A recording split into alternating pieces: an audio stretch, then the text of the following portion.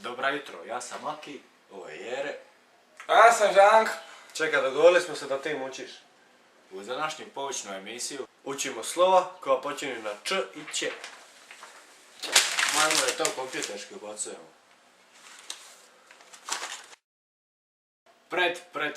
Predzadnja riječ koju danas učimo je ča.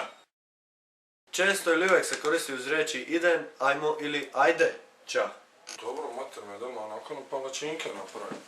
O dobro, aj sidi. Ali muči ako smo se tako dogovorili. Ča nema nikakvo značenje, već je to ansinonimna riječ. Kralju na hrvatski radimo emisiju.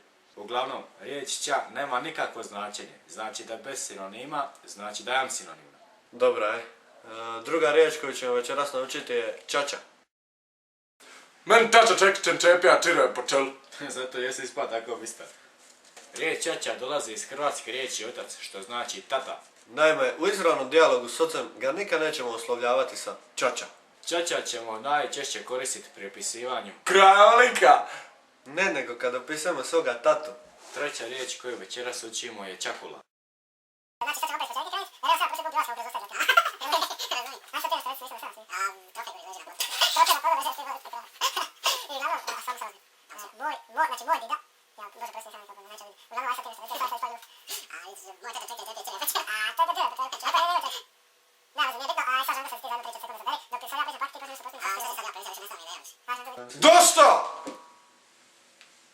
Uprosti. Predzadnja riječ na večerasnjem repertoaru je čokac. Ovu riječ rođeni Splićanin počinje koristiti od malih nogu. Najčešće u igri s legićima. Ili u opisivanju strašnoga susjeda koji nam nikad nije vratio balon nakon što smo ga nabili u njegov vrtal. Igrali smo balun i ja sam pucao i balon je otišao priko branke, uvrtalo do onoga čokca i nije nam ga više vratio. Ne dođi sebi, sinko. Što nas dovodi do posljednje večerašnje riječi čvoka. Što neodoljivo podsjeća na penkalu, iako se drugačije izvodi i piše. Ti ne glumi pametnog, a ti namisli glavu.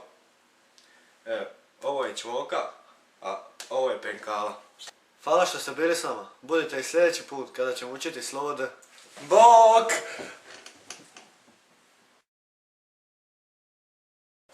Men čača čepija čiro po čelu.